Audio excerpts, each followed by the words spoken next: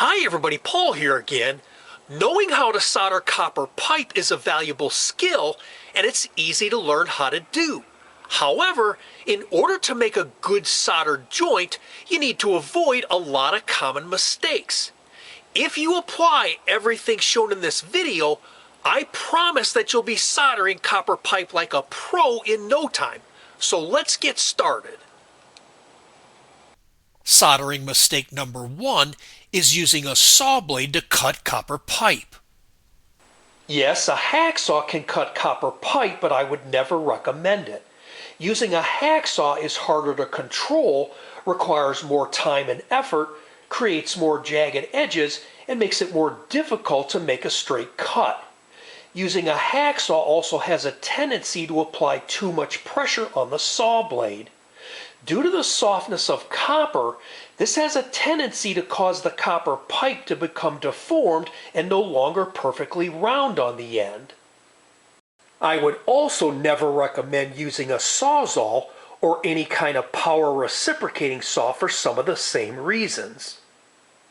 Once I read about a company using a power miter saw with a metal cutting blade, cutting large volumes of copper pipe.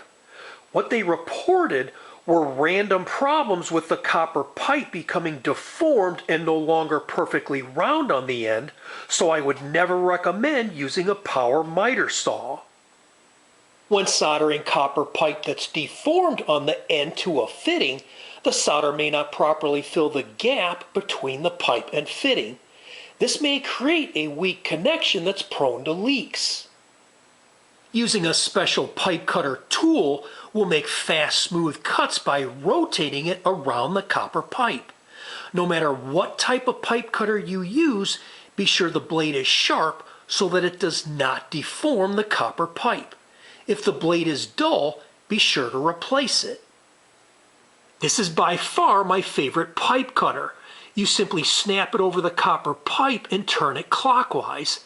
As it turns, it continually applies the correct amount of pressure with a spring-loaded cutting wheel, creating a fast, smooth cut.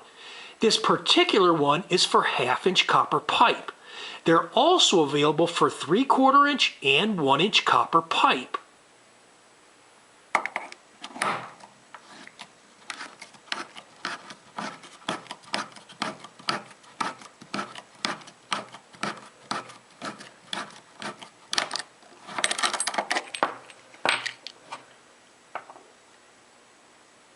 Soldering mistake number 2 is not deburring copper pipe. Whenever copper pipe is cut, it creates a sharp edge on the end of the pipe called a burr. The burr reduces the inside diameter and enlarges the outside diameter of the pipe. The inside burr will always be much larger than the outside burr. In order to avoid numerous issues, you need to always deburr copper pipe. If the burr on the inside of the pipe is not removed, it will cause turbulence as water flows past the burr.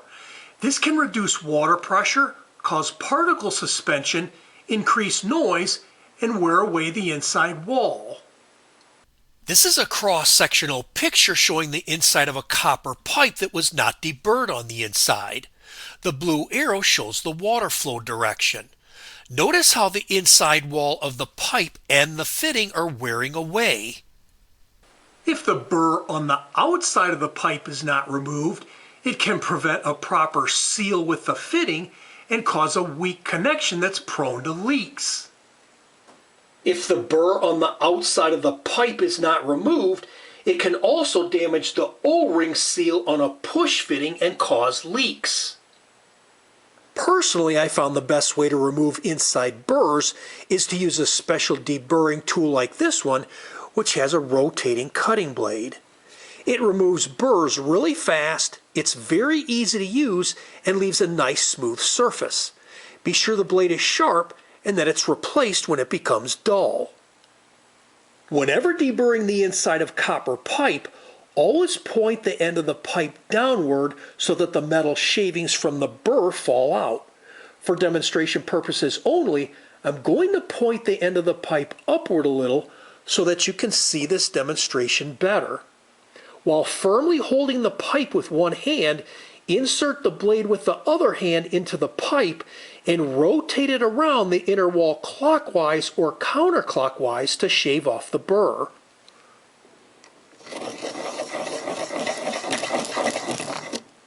There, it's done.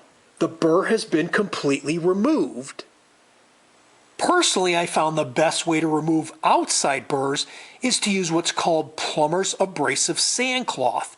It removes burrs really fast, it's very easy to use, and leaves a nice smooth finish. Be sure to use a piece that's long enough to wrap around the entire circumference of the pipe. While firmly holding the pipe with one hand, apply pressure on the sandcloth with the other hand and rotate the sandcloth back and forth around the burr until it's removed.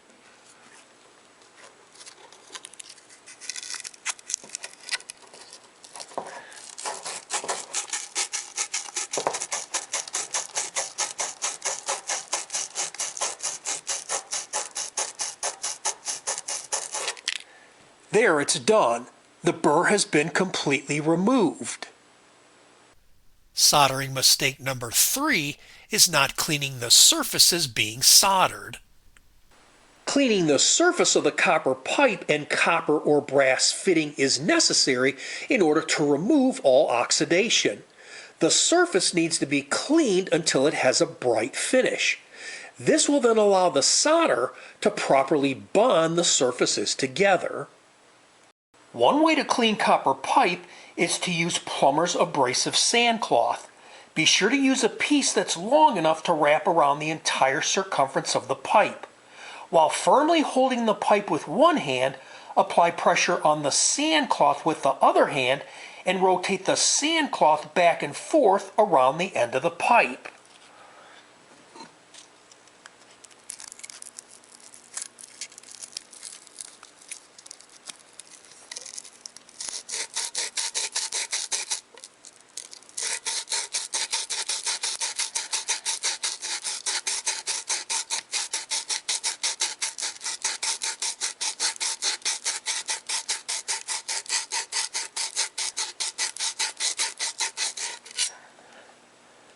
This has now been cleaned. Another way to clean copper pipe is to use a copper pipe cleaning brush. While firmly holding the pipe with one hand, push the copper pipe cleaning brush down over the end of the pipe with the other hand until it stops, and then turn the cleaning brush clockwise or counterclockwise.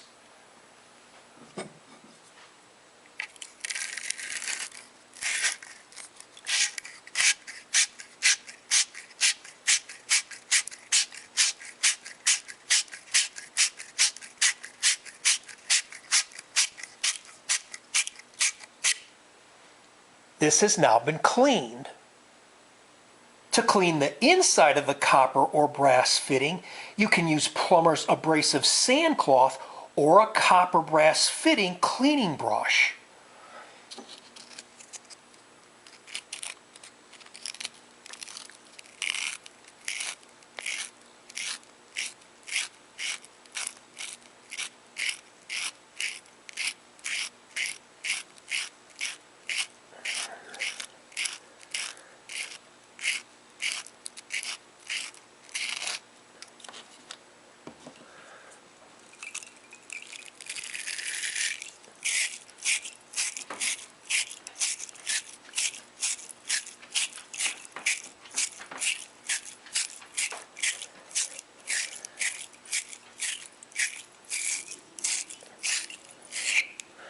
The fitting has now been cleaned.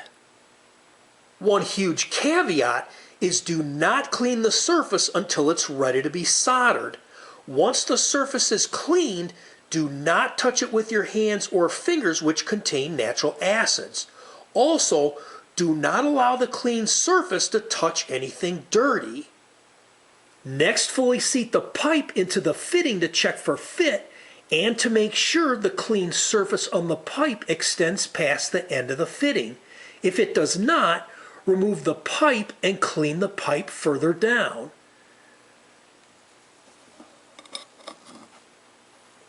This pipe and fitting are good. Once the pipe and fitting have been checked and are good, take them apart and wipe them down with a dry clean cloth or dry clean paper towel. The surfaces must remain clean, otherwise it may prevent the flux from flowing properly and prevent the solder from properly bonding the surfaces together.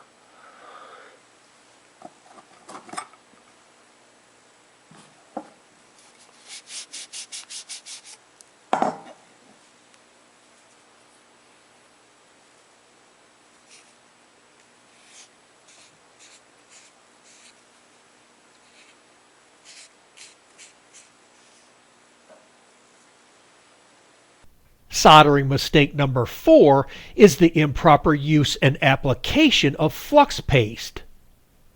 Using old or dirty flux paste can lead to numerous issues causing weak connections that are prone to leaks. As fluxing agents within the paste age, they will not be able to remove oxides from the surfaces being soldered. The shelf life of flux paste when stored properly in a cool, dry place is typically anywhere from 6 months to 1 year. Unlike this new flux paste, old flux paste will have a dry, clumpy consistency and it'll be difficult to apply evenly. Every effort must also be made to keep dirt and foreign debris from entering the flux paste container. Be sure to always use fresh, clean flux paste for optimal soldering results. Using a dirty flux paste brush can also lead to numerous issues causing weak connections that are prone to leaks.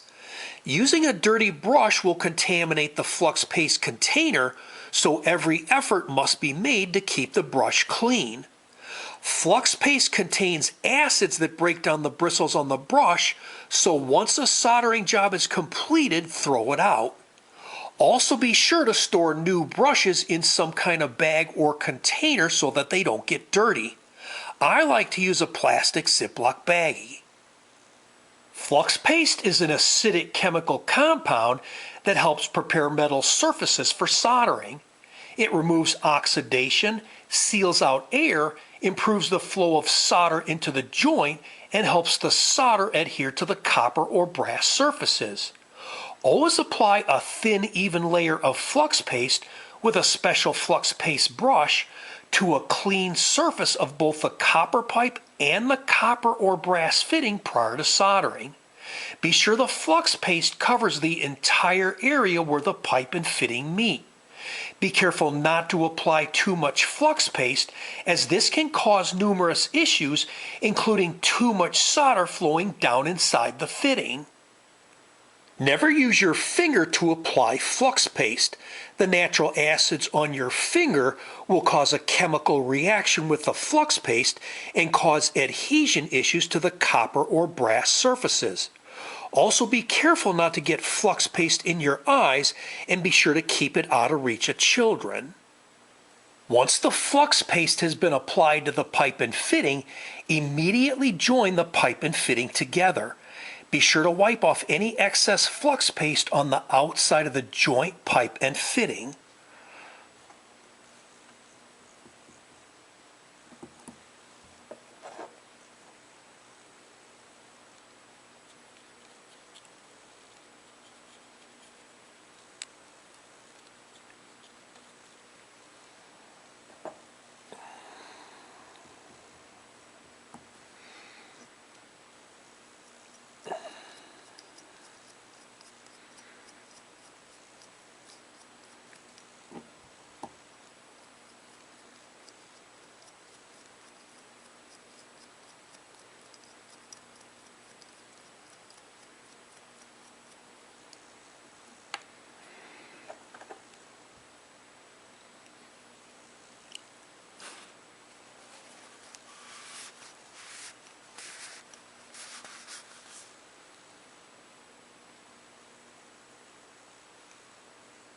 Soldering mistake number 5 is the copper pipe has been incorrectly inserted into the fitting. This picture shows the cutaway of a fitting. Notice how the copper pipe has not been fully inserted into the fitting. This will result in a weak connection that's prone to leaks. This next picture shows the same cutaway of a fitting. Notice how the copper pipe has been fully inserted into the fitting. This will result in a strong connection that's not prone to leaks. Always be sure the copper pipe is cut straight and square to ensure a good fit within the fitting. Always be aware of any opposing force that might move the copper pipe during soldering, causing it to no longer be fully inserted into the fitting. This is especially true when working on vertical pipes with the opposing force of gravity. Soldering mistake number 6 is the incorrect use of the flame. A propane torch will have an outer flame, also referred to as a secondary flame, which is the coldest part of the flame. A propane torch will also have a flame within the outer flame called an inner cone, or the primary flame, which is the hottest part of the flame. This is where the most complete combustion occurs, usually appearing as a blue color due to the efficient burning of fuel with oxygen. If the outer flame is used when soldering, it will use more propane because it will take much longer to heat up the work, which means it will take much longer to complete the work. This will increase the amount of oxides inside the joint, causing reduced capillary action and reduced solder flow. This will also increase the risk of the solder not fully melting and properly bonding the surfaces together, causing a cold solder. This will result in a weak connection that's prone to leaks. If the inner cone is used when soldering, it will use much less propane because it will heat up the work much faster, which means the work will be completed faster. This will also reduce the amount of oxides inside the joint, causing increased capillary action and increased solder flow. This will result in a strong connection that's not prone to leaks. As shown in this picture, never use the outer flame on the copper or brass surfaces. As shown in this picture, always use the inner cone tip on the copper or brass surfaces for optimum soldering results. Soldering mistake number 7 is using the incorrect flame size. When soldering copper pipe, the size of the flame can play a major role in the outcome of the finished soldered joint. Using a flame that's too small or too big can lead to numerous issues, causing a weak connection that's prone to leaks. The best flame size to use is a method based on the size of the copper pipe. This method will also allow the secondary outer flame to properly heat the entire surrounding joint. If the copper pipe is 1/2 inch, the inner cone flame should be a 1/2 inch long. If the copper pipe is 3/4 inch, the inner cone flame should be 3/4 inches long. If the copper pipe is 1 inch, the inner cone flame should be 1 inch long. Using this method will raise the temperature of the pipe and fitting at a slower, more controlled rate. This will reduce the amount of oxides inside the joint, causing increased capillary action and increased solder flow. This will result in a strong connection that's not prone to leaks. This will also save gas.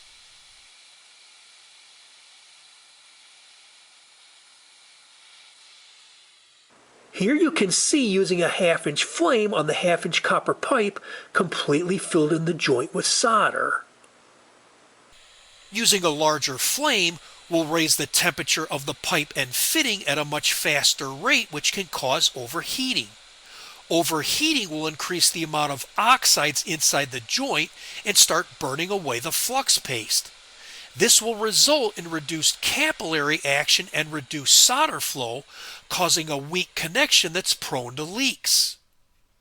Here you can see using a much larger flame on the 1/2 inch copper pipe did not completely fill in the joint with solder. Soldering mistake number 8 is the incorrect placement of the flame. Whenever soldering copper pipe, always use the inner cone tip of the flame. However, never place the inner cone tip of the flame on the pipe, on the joint, or on the ends of the fitting. Instead, always keep it focused on the center of the fitting and keep it pointing straight into the fitting.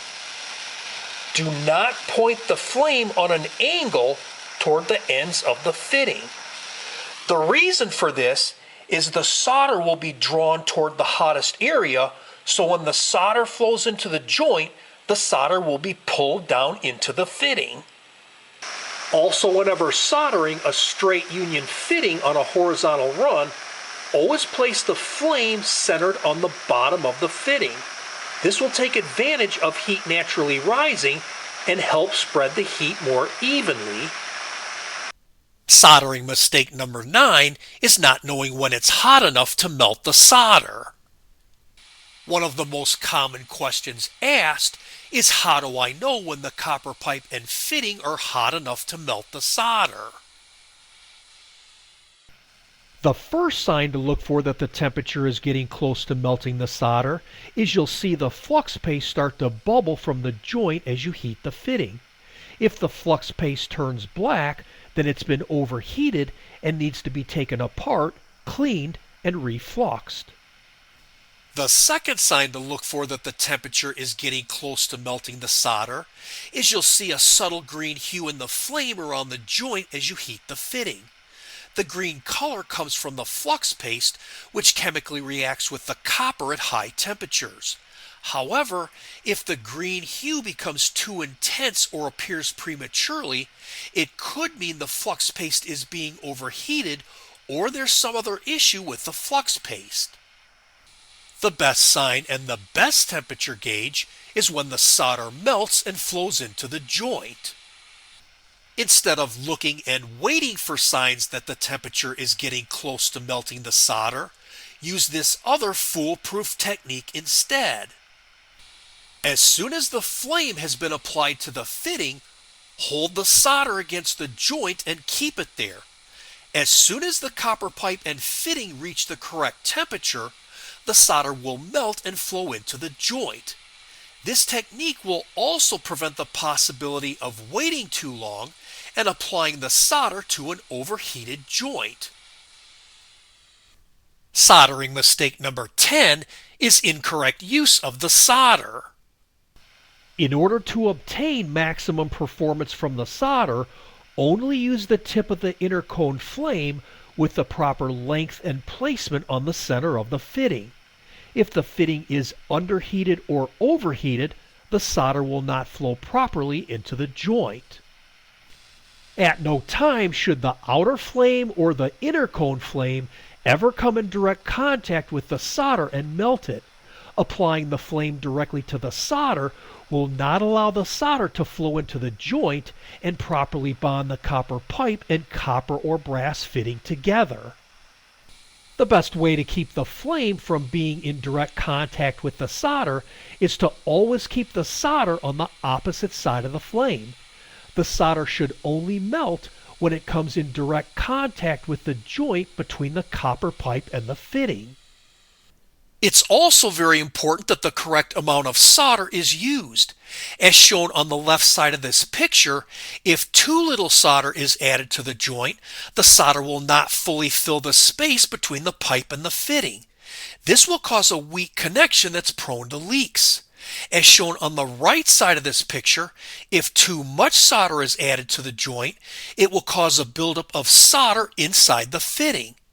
This buildup will cause turbulence as water flows past the solder. This can reduce water pressure, cause particle suspension, increase noise, and wear away the inside wall of the pipe and the fitting. The excess solder can also disrupt the capillary action, resulting in incomplete filling of the joint space. This will cause a weak connection that's prone to leaks. As a general guideline, to prevent from adding too little or too much solder to the joint, using 1/8 inch diameter solder, you should use a piece equal to the diameter of the pipe. So if the copper pipe being soldered is 1/2 inch, you should use approximately a 1/2 inch length of solder per joint. Here's how to prepare the solder on a piece of 1/2-inch copper pipe. Push the solder in against the inner wall until it stops. Hold it down with your thumb and then bend it 90 degrees. Now take and push it in again against the inner wall till it stops. Hold it down again with your thumb and bend it again 90 degrees.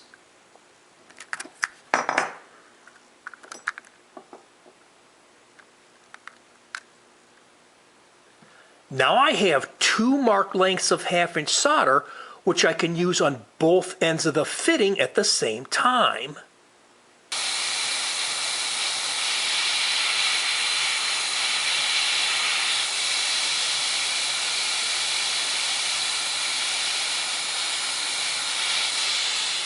A good solder joint should have a smooth, even bead of solder around the entire circumference of the joint like you see here. This 1-inch fitting was fed 1 inch of 1/8 inch diameter solder. The entire length of solder was fed into the same location on the opposite side of the flame. Another general guideline is if a droplet of solder starts to form on the joint while feeding in the solder, this indicates that the space between the pipe and the fitting has been completely filled and to stop feeding solder into the joint. Soldering mistake number 11 is disturbing the joint before it cools. Once the joint receives the solder, do not physically disturb the joint for at least 2 minutes, as it takes time for the copper pipe and fitting to cool and the solder to set. Disturbing the joint prematurely could cause a weak connection that's prone to leaks. Also, do not attempt to speed up the cooling of the joint by applying water or flux, as both of these can fracture the joint, causing a weak connection that's prone to leaks. Soldering mistake number 12 is not removing the flux paste residue after soldering. Once the connection has been soldered, the flux paste will leave a residue on the outside of the pipe and fitting. It's imperative that this flux residue be removed, otherwise it can lead to corrosion due to a chemical reaction between the flux and the copper. Over time, this could potentially cause a leak, especially in a humid environment. This pipe and fitting was soldered 25 years ago. As you can see, it has 0 corrosion because the flux residue was completely removed. This pipe and fitting was soldered 25 years ago on the same plumbing system. As you can see, it has some corrosion because the flux residue was not completely removed. In order to ensure a clean, long-lasting, corrosion-free connection, you need to remove the flux residue after the soldered connection cools naturally. This can be performed with either a damp rag or a damp sponge. One huge caveat is never remove the flux residue while the connection is still hot, as this can fracture the joint, causing a weak connection that's prone to leaks. When you remove the flux residue, if the connection makes any sizzling sound or releases any steam, stop immediately, as it's not cooled enough.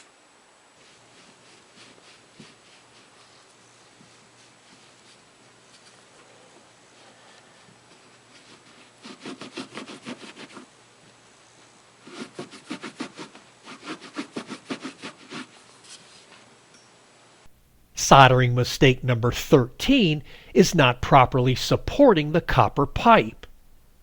Soldered joints are not designed to take weight and stress. A copper pipe support hanger like this one will hold the copper pipe in position and take any weight or stress off the soldered joints. There are many different types of copper pipe support hangers. Be sure to only use ones that are made from copper as shown in this picture, otherwise galvanic corrosion will occur to the copper pipe. Galvanic corrosion is a condition that occurs when 2 dissimilar metals come in contact with one another, which causes corrosion. Soldering mistake number 14 is soldering wet copper pipe. If you try to solder a copper pipe that has water leaking out of the end or has water sitting inside near the end, the water will rapidly turn into steam when the pipe is heated. The steam will then force its way through the space between the pipe and the fitting, causing the solder not to properly bond the surfaces together. This will result in a weak, leaky connection. Also, if too much water is sitting inside the pipe, the water will not allow the pipe to get hot enough to melt the solder. Once the water stops coming out of the end of the copper pipe, use the flame from the torch to gently warm the underside of the pipe. This will allow any remaining water and moisture to evaporate and escape from the end of the pipe. Be sure that no visible water droplets can be seen inside the pipe before soldering. If you're unable to stop the water from coming out of the end of the copper pipe, double check to make sure that the main water supply has been completely turned off. Also open every faucet, including sinks, tubs, and showers, to relieve the pressure to help drain the water from the pipe. Be sure to leave them all in the fully open position until the soldering is completed. Also drain any valves by removing the drain cap like you see here. Once the drain cap is removed, let the water drain into a bucket until it stops. Do not reinstall the drain cap until the soldering is completed. If water continues to come out of the end of the copper pipe, you may need to pull additional water out of the pipe with a wet vacuum or blow in compressed air. If you still have water coming out of the end of the copper pipe, you can always try to stop the flow by using a piece of bread. Use a piece of pure white bread, not whole grain, not wheat, or anything with seeds. Remove the crust and roll it into a tight ball. In order for this to work, the bread must be fresh. This trick can temporarily block the flow of water, allowing the joint to be soldered.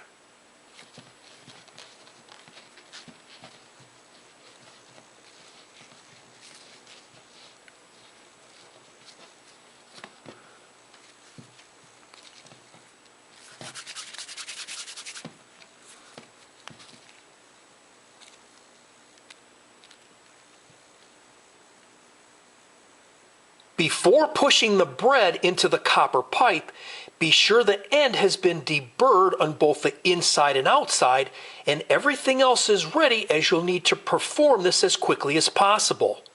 Also be sure to wear a clean glove to prevent the oil on your hand from touching the pipe.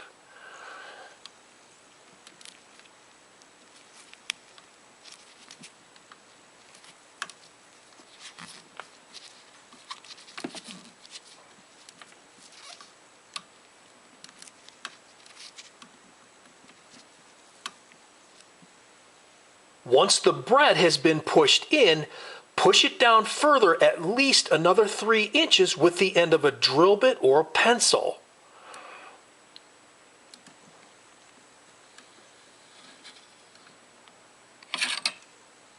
Now do the final cleaning on the end of the copper pipe, apply flux, install the fitting, and solder it. Once the soldering is completed, remove any screens from the end of the faucets before turning the water back on. This will allow the dissolved bread to be completely flushed out of the system and prevent the screens from becoming blocked. If you still have trouble with water coming out of the end of the copper pipe, there are other types of fittings that can be used that do not require the use of a flame and solder. However, before installing any of these fittings, be sure the end of the copper pipe is still deburred on both the inside and outside and thoroughly cleaned on the outside. The first type of fitting is a crimp fitting like you see here. Crimp fittings use a special rubber O-ring on the inside of each end. You simply slide the copper pipe into the crimp fitting and then crimp each end with a special manual, hydraulic, or electric handheld tool. The second type of fitting is a compression fitting like you see here. Compression fittings use a brass ring on the outside of each end. You simply slide the copper pipe into the compression fitting, slide the ring against the fitting, and snug the nut down by hand until it stops. Now take a wrench and hold the center, and take another wrench and snug down the nut. The third type of fitting is a push fitting like you see here. Push fittings use a special rubber O-ring and a metal bite ring on the inside of each end. You simply slide the copper pipe into the push fitting and you're done. What's nice about push fittings is they require no tools to install. They can also be easily disconnected by using a special disconnect clip tool like you see here. Soldering mistake number 15 is incorrectly soldering vertical copper pipe. Whenever soldering a vertical copper pipe that has either a straight fitting or an elbow fitting, it's absolutely imperative that you always put the solder in at the bottom first, and here's why. Because heat rises, if you put the solder in at the top first, the bottom may not be hot enough to melt the solder. By continuing to heat the fitting, the solder at the top will likely flow down due to gravity, creating a cold joint and a weak connection that's prone to leaks. I hope you found this helpful, and if you like this video, please hit the like button below, share it with your friends, and please be sure to subscribe. God bless you and have a great day. Bye for now. Okay, Sparky, wave.